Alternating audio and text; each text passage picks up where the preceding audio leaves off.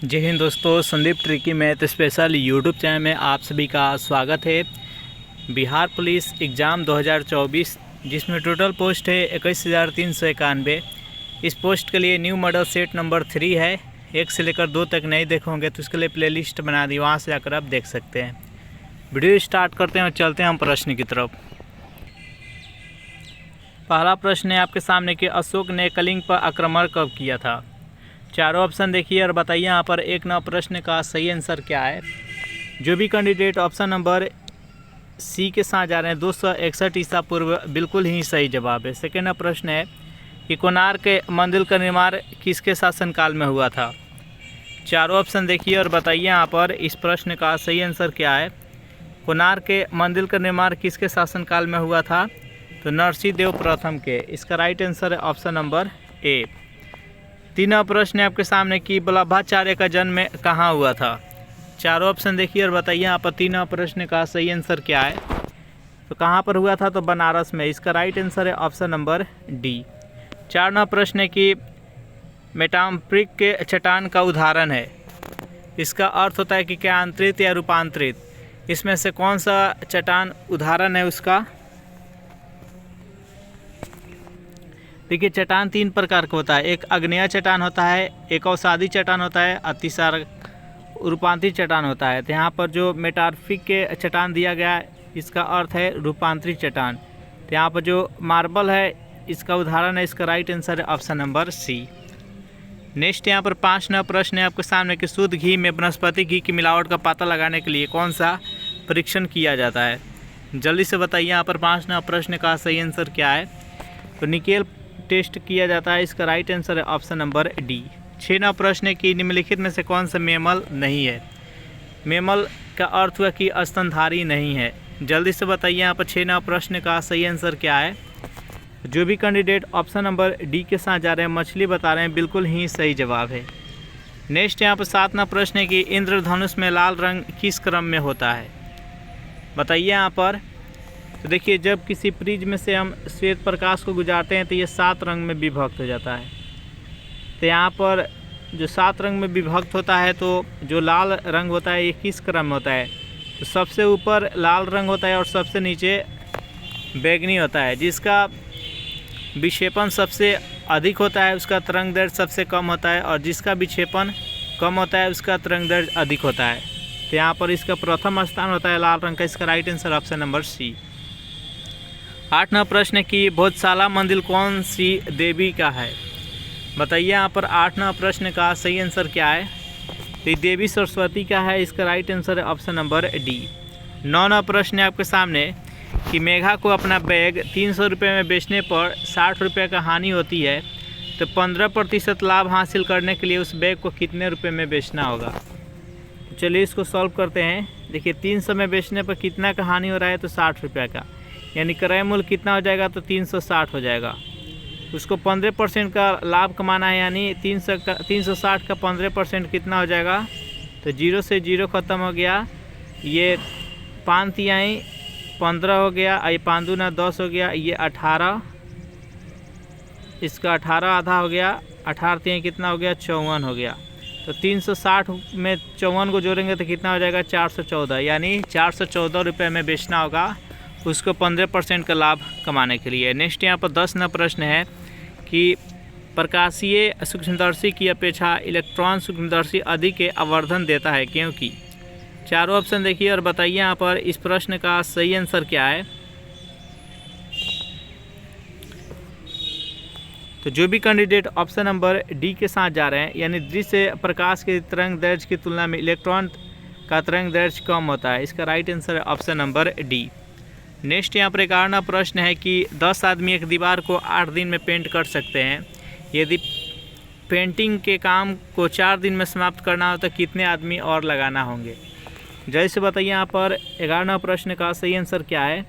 तो देखिए 10 आदमी हैं जो कि एक दीवार को 8 दिन में पेंट करते हैं और उसको 4 दिन में कंप्लीट करना है, तो कितने आदमी की ज़रूरत होगा। तो चलिए इसको सॉल्व करते हैं। 4 दूना 8, 20, टोटल 20 आदमी की ज़रूरत होगा। पहले से कितना आदमी था, 10, और कितना इसमें ऐड किया गया है तो 10 10 10 कितना हो गया 20, यानी और इसमें 10 आदमी की ज़रूरत होगा। इसका राइट आंसर है ऑप्शन नंबर बी। 12वां प्रश्न है कि कठोर जल के धात्विक घटक क्या होता है। बताइए यहाँ पर इस प्रश्न का सही आंसर क्या है।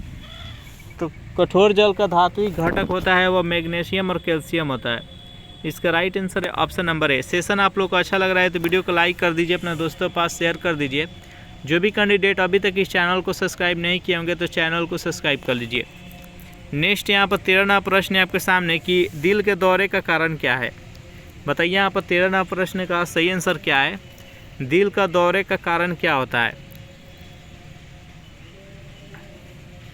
तो स्वयं हृदय को रक्त की आपूर्ति का अभाव हो जाता है जिसके कारण से दिल का दौरा पड़ता है। इसका right answer option number C. 14वां प्रश्न है कि किस अंग में वर्णक विशेष के आधार पर किसी व्यक्ति की आंखें भूरी, नीली और काली होती है।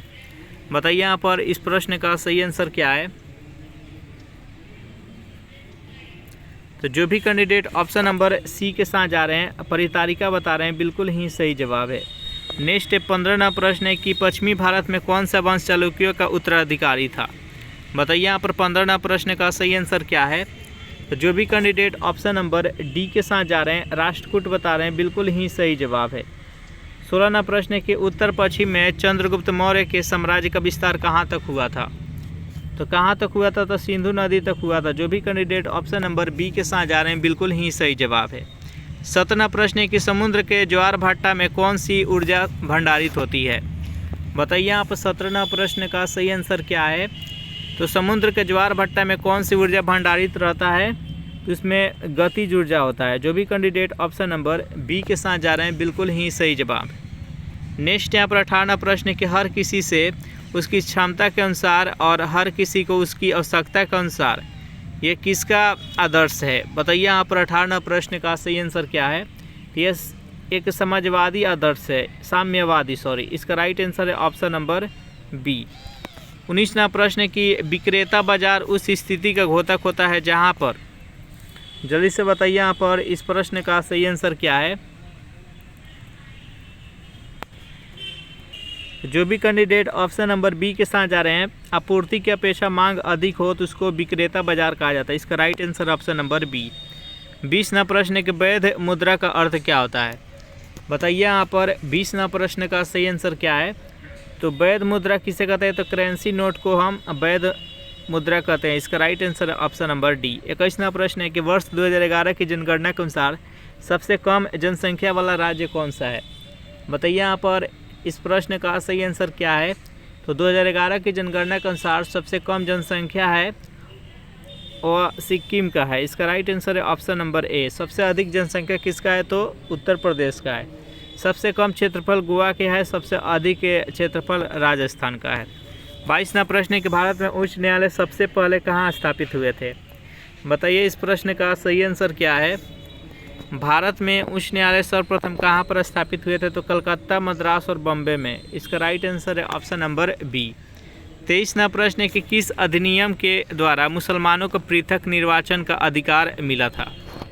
बताइए इस प्रश्न का सही आंसर क्या है। किस अधिनियम के द्वारा मुसलमानों को पृथक निर्वाचन का अधिकार मिला था, तो भारत परिषद अधिनियम 1909 के तहत। इसका राइट आंसर है ऑप्शन नंबर ए। अगर इस सेशन का आपको पीडीएफ चाहिए तो उसके लिए टेलीग्राम ग्रुप बना दिए, जिसका लिंक इसी वीडियो के नीचे डिस्क्रिप्शन में मिल जाएगा, वहाँ से ज्वाइन करके इसका पीडीएफ डाउनलोड कर सकते हैं।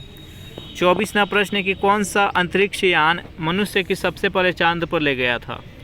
बताइए यहाँ पर इस प्रश्न का सही आंसर क्या है। तो जो भी कैंडिडेट ऑप्शन नंबर ए के साथ जा रहे हैं अपोलो बता रहे हैं, बिल्कुल ही सही जवाब है।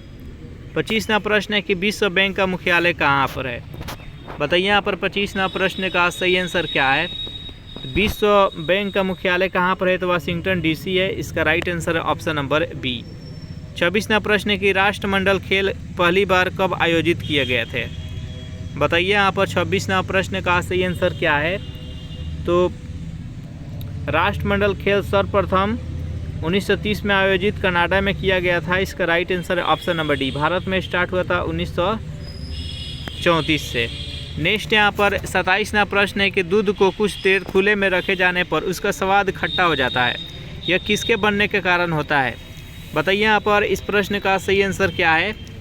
तो उसमें लैक्टिक अम्ल बन जाता है। इसका राइट आंसर है ऑप्शन नंबर ए। 28वां प्रश्न कि निम्नलिखित में से कौन सा क्लोरोफिल का घटक नहीं है।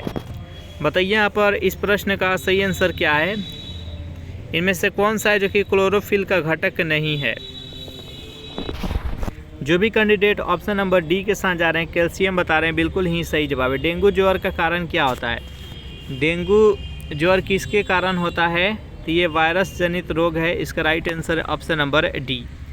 30वां प्रश्न है कि थैलेसीमिया एक आनुवांशिक बीमारी है, यह किसको प्रभावित करता है। बताइए यहाँ पर इस प्रश्न का सही आंसर क्या है। ये किसको प्रभावित करता है, जल्दी से कमेंट कीजिए। जो भी कैंडिडेट ऑप्शन नंबर ए के साथ जा रहे हैं रुधिर बता रहे हैं, बिल्कुल ही सही जवाब है। 31वां प्रश्न है कि अवमूल्यन आयात को क्या कहा जाता है। बताइए यहाँ पर 31वां प्रश्न का सही आंसर क्या है। अवमूल्यन आयात को क्या बनाता है। तो ये आयात को महंगा बनाता है और जो निर्यात होता है उसको सस्ता बनाता है। तो इसका राइट आंसर है ऑप्शन नंबर डी। 32वां प्रश्न है कि संसदीय व्यवहार में शून्यकाल दाखिल भारत में कब शुरू हुआ था। बताइए यहाँ पर इस प्रश्न का सही आंसर क्या है। जो भी कैंडिडेट ऑप्शन नंबर बी के साथ जा रहे हैं 1962 बता रहे हैं, बिल्कुल ही सही जवाब है। 33वां प्रश्न है लेखानुदान का अर्थ क्या होता है। जल्दी से बताइए यहाँ पर इस प्रश्न का सही आंसर क्या है। लेखानुदान का अर्थ क्या होता है। जो भी कैंडिडेट ऑप्शन नंबर डी के साथ जा रहे हैं विनियोजन विधेयक पारित होने तक अनुदानों के लिए मांगों के संबंध में व्यय करने के लिए विधायी स्वीकृति को लेखानुदान कहा जाता है। इसका right answer option number D. 34वां प्रश्न है कि निम्नलिखित में से किसको भारतीय संविधान के एक अधिकार के रूप में नहीं लिखा गया है। बताइए यहाँ पर इस प्रश्न का सही आंसर क्या है। तो आर्थिक अधिकार एक मौलिक अधिकार के रूप में नहीं है। इसका राइट आंसर है ऑप्शन नंबर सी, यह एक कानूनी अधिकार है। नेक्स्ट 35वां प्रश्न है आपके सामने, निम्नलिखित में से किस पवनों को प्रति व्यापारिक पवन कहा जाता है। बताइए यहाँ पर इस प्रश्न का सही आंसर क्या है। तो चक्रवात को कहा जाता है। इसका राइट आंसर है ऑप्शन नंबर बी। 36वां प्रश्न है कि सूर्य के चारों ओर ग्रहों की कक्षाएं कैसी होती है। बताइए 36वां प्रश्न का सही आंसर क्या है। तो कैसा होता है। तो दीर्घवृत्तीय और परवलयी होता है। इसका राइट आंसर है ऑप्शन नंबर ए। 37वां प्रश्न है कि अभिनव तारा क्या है। बताइए यहाँ पर 37वां प्रश्न का सही आंसर क्या है। अभिनव तारा क्या है। तो यह एक मरलासन तारा है, यानी ए डाइंग स्टार है। इसका राइट आंसर है ऑप्शन नंबर बी। नेक्स्ट 38वां प्रश्न है कि निम्नलिखित में से कौन सा कर ऐसा है जिससे कीमत में वृद्धि नहीं होती है। बताइए 38वां प्रश्न का सही आंसर क्या है। तो आयकर से, इनकम टैक्स से। इसका राइट आंसर है ऑप्शन नंबर बी। 39वां प्रश्न है कि संविधान का कौन सा अनुच्छेद संसद को संविधान में संशोधन की अनुमति प्रदान करता है। बताइए 39वां प्रश्न का सही आंसर क्या है। तो अनुच्छेद 368 के तहत। इसका राइट आंसर है ऑप्शन नंबर बी। नेक्स्ट 40वां प्रश्न है कि महासागरों और सागरों में उठने वाला ज्वार भाटा के लिए उत्तरदायी कारक कौन कौन सा है। बताइए 40वां प्रश्न का सही आंसर क्या है। तो पृथ्वी का अपकेंद्रीय बल, चंद्रमा का गुरुत्वीय बल और सूर्य का गुरुत्वीय बल, यानी उपयुक्त सभी हो जाएगा। इसका राइट आंसर है ऑप्शन नंबर डी। 41वां प्रश्न है कि समोच्च रेखा क्या होता है। बताइए 41वां प्रश्न का सही आंसर क्या है। समोच्च रेखा किसे कहते हैं। तो समुद्र स्थल से ऊपर समान ऊंचाई वाले स्थानों को मिलाकर खींची गई रेखा को समोच्च रेखा कहा जाता है। इसका राइट आंसर है ऑप्शन नंबर ए। नेक्स्ट 42वां प्रश्न है आपके सामने कि वह स्थान जहां वर्षा 200 सेंटीमीटर होती है, तापक्रम 25 सेंटीग्रेड रहता है और जिसकी भूमि ढलवा होती है, किसकी खेती के लिए उपयुक्त होता है। बताइए यहाँ पर 42वां प्रश्न का सही आंसर क्या है। तो यह किसके लिए उपयुक्त है। तो चाय की खेती के लिए। इसका राइट आंसर है ऑप्शन नंबर सी। 43वां प्रश्न है कि मृत और सड़नशील कार्बनिक पदार्थ का अकार्बनिक मृदा पुष्टिकारक में परिवर्तित होना किसके द्वारा होता है। बताइए यहाँ पर 43वां प्रश्न का सही आंसर क्या है। ये किसके द्वारा होता है। तो अपघटकों के द्वारा।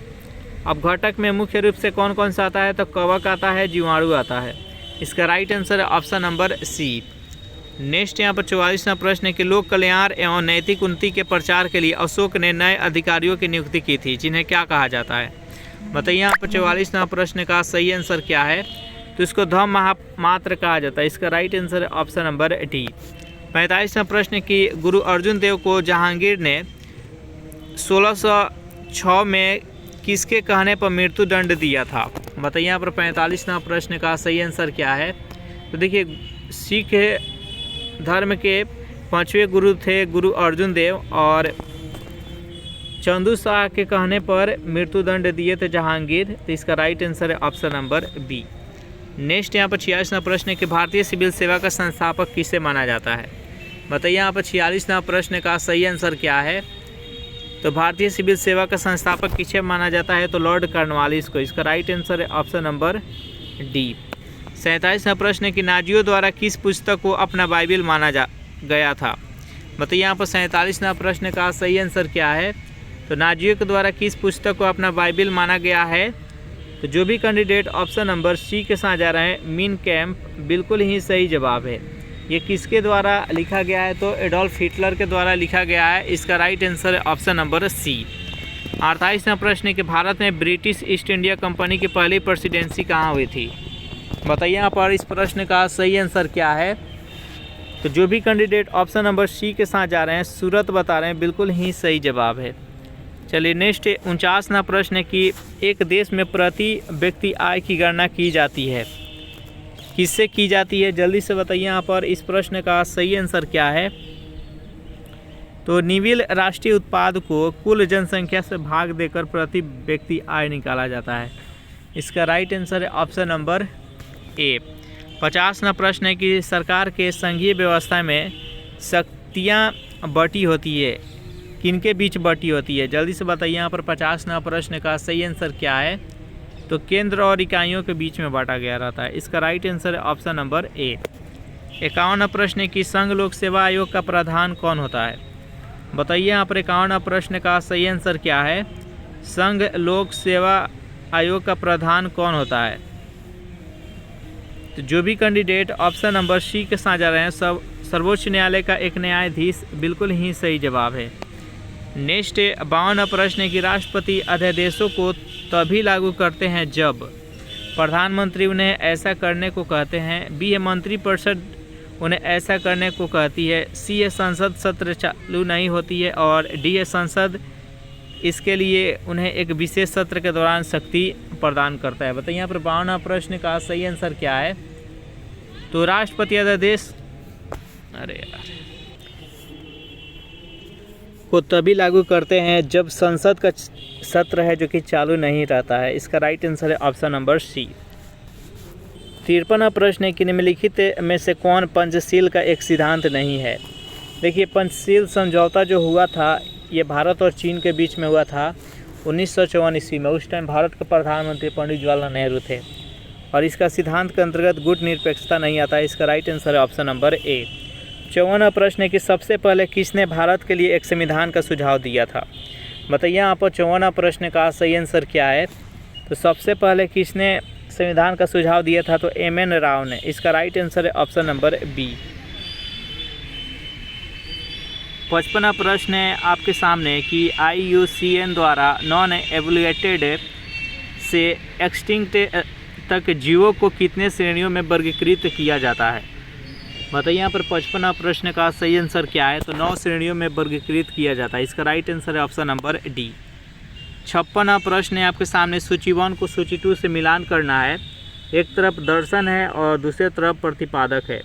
सांख्य दर्शन के प्रतिपादक कौन है? तो इसका आंसर हो जाएगा कपिल। योग दर्शन के कौन है? तो पतंजलि हो जाएगा। न्याय का कौन है? तो गौतम हो जाएगा। और वैशेषिक का कनाड या उल्लूक हो जाएगा। इस प्रकार से इसको याद कर लीजिएगा। नेक्स्ट यहाँ पर 57वां प्रश्न है, महात्मा बुद्ध से संबंधित यहाँ पर है विषय और स्थान, इसको मिलान करना है। देखिए, जन्म कहाँ पर हुआ था? तो जन्म है जो कि लुम्बिनी में हुआ था। महाबोधि किससे रिलेटेड है? तो महाबोधि में ज्ञान की प्राप्ति हुआ था जो कि गया में है। और धर्म चक्र परिवर्तन का अर्थ हुआ कि पहला वो अपना उपदेश कहाँ पर दिए थे? तो पहला उपदेश सारनाथ में दिए थे। महापरिनिर्वाण का अर्थ हुआ कि उनका देहांत कहाँ हुआ था? तो कुशीनगर में हुआ था। महाभिनिष्क्रमण यानी घर कहाँ पर उनका जन्म हुआ था, यानी कहाँ से वो संबंधित थे कपिल वस्तु से। तो इस प्रकार इसको याद रखिएगा। नेक्स्ट यहाँ पर 58वां प्रश्न है कि अकबर के सैन्य अभियानों को काल क्रमानुसार व्यवस्थित कीजिए, यानी सबसे पहले वो कहाँ पर विजय प्राप्त किए, उसके बाद कहाँ पर। देखिए सबसे पहले मालवा में विजय प्राप्त किए थे, उसके बाद गुजरात विजय प्राप्त किए थे, फिर हल्दी घाटी का युद्ध जीते थे,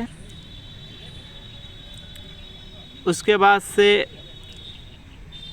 कश्मीर विजय प्राप्त किए थे, फिर सिंध विजय और असीरगढ़ है जो सबसे लास्ट में। इसका राइट आंसर है ऑप्शन नंबर सी। नेक्स्ट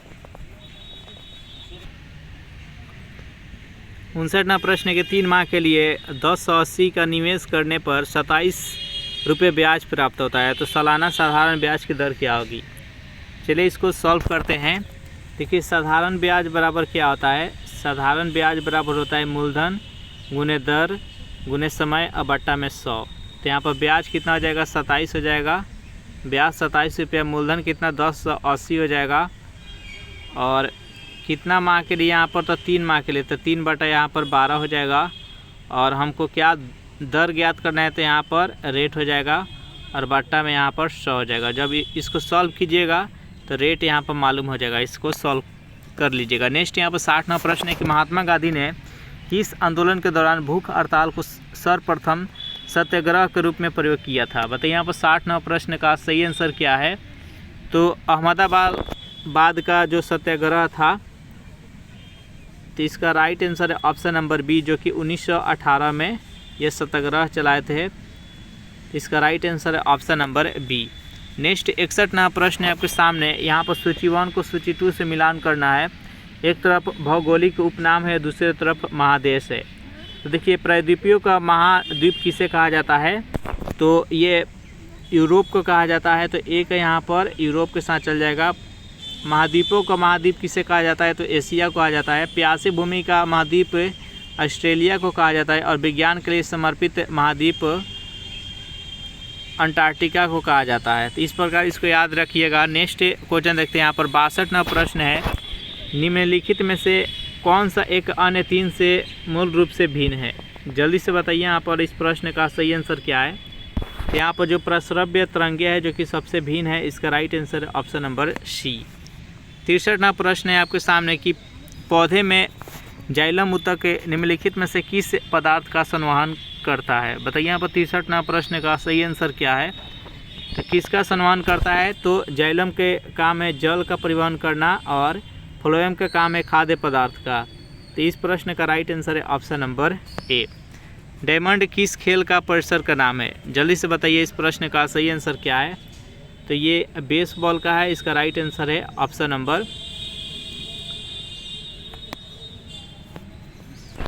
सही आंसर हो जाएगा। चलिए नेक्स्ट यहाँ पर 65वां प्रश्न है आपके सामने कि किसी कीबोर्ड को 15% और 25% हानि पर बेचने पर 50 रुपये का अंतर आता है, तो कीबोर्ड का लागत मूल्य कितना होगा। जैसे सॉल्व कीजिए। देखिए 15% और 25% का हानि पर बेचने पर कितना का अंतर आता है, तो 50 रुपये का आता है। यहाँ पर कितना का अंतर है, तो 10%। 10% का मान कितना है यहाँ पर, तो 50 है। तो 1% का मान कितना 5 हो जाएगा, तो 100% का मान कितना हो जाएगा 500। इसका राइट आंसर है ऑप्शन नंबर ए। 66वां प्रश्न कि नेपोलियन बोनापार्ट किस देश के निवासी था। बताइए यहाँ पर 66वां प्रश्न का सही आंसर क्या है। तो नेपोलियन बोनापार्ट किस देश के निवासी थे, तो फ्रांस के। इसका राइट आंसर है ऑप्शन नंबर डी। 67वां प्रश्न कि एपी कल्चर निम्नलिखित में से किसके उत्पादन की वैज्ञानिक विधि है। बताइए यहाँ पर 67वां प्रश्न का सही आंसर क्या है। तो जो भी कैंडिडेट ऑप्शन नंबर ए के साथ जा रहे हैं, शहद बिल्कुल ही सही जवाब है। गंगा नदी का बिहार में लंबाई कितना है, तो गंगा नदी का बिहार में लंबाई 425 किलोमीटर है, और बिहार के 12 जिलों को टच करती है। नेक्स्ट क्वेश्चन देखते हैं यहाँ पर 69वां प्रश्न है कि भारत के उच्चतम न्यायालय में पहली महिला न्यायाधीश कौन थी। बताइए यहाँ पर 69वां प्रश्न का सही आंसर क्या है। तो मीर ए साहिब फातिमा थी। इसका राइट आंसर है ऑप्शन नंबर बी। 70वां प्रश्न कि निम्नलिखित में से कौन सी विधेयक को राज्यसभा में पहले प्रस्तावित नहीं किया जा सकता है। बताइए यहाँ पर 70वां प्रश्न का सही आंसर क्या है। तो धन विधेयक को। इसका राइट आंसर है ऑप्शन नंबर सी। 71वां प्रश्न कि क्रांति के पश्चात अमेरिका में किसकी स्थापना हुआ था? बताइए यहाँ पर 71वां प्रश्न का सही आंसर क्या है? तो लोकतंत्र का स्थापना हुआ था। इसका राइट आंसर है ऑप्शन नंबर बी। 72वां प्रश्न की भारतीय विश्वविद्यालय अधिनियम पारित कब हुआ था? बताइए यहाँ पर 72वां प्रश्न का सही आंसर क्या है? तो 1904 में। 73वां प्रश्न की कर्मनाशा जो कि विंध्याचल पहाड़ी से निकलती है, बिहार के किस जगह पर गंगा में मिलती है? बताइए यहाँ पर 73वां प्रश्न का सही आंसर क्या है? तो चौसा। इसका राइट आंसर हो जाएगा ऑप्शन नंबर बी। 74वां प्रश्न की रोल ऑन इन शब्द किस खेल से संबंधित है? बताइए यहाँ पर इस प्रश्न का सही आंसर क्या है? ये किस खेल से संबंधित है? तो हॉकी से। इसका राइट आंसर है ऑप्शन नंबर सी। नेक्स्ट यहाँ पर 76वां प्रश्न की मध्य रात्रि में गायन काल का राग को क्या कहा जाता है? बताइए यहाँ पर इस प्रश्न का सही आंसर क्या है? तो राग बागश्री कहा जाता है। इसका राइट आंसर है ऑप्शन नंबर बी। 77वां प्रश्न की निम्न में से किसने कहा कि न्याय के सक्रियतावाद को न्याय के जोखिमवाद नहीं होना चाहिए? बताइए यहाँ पर 77वां प्रश्न का सही आंसर क्या है? जो भी कैंडिडेट ऑप्शन नंबर डी के साथ जा रहे हैं, न्यायमूर्ति ए.एस. आनंद, बिल्कुल ही सही जवाब है। नेक्स्ट यहाँ पर 78वां प्रश्न की डोडा जनजाति मुख्यतः कहाँ निवास करते हैं? तो ये तमिलनाडु में निवास करते हैं। इसका राइट आंसर है ऑप्शन नंबर बी।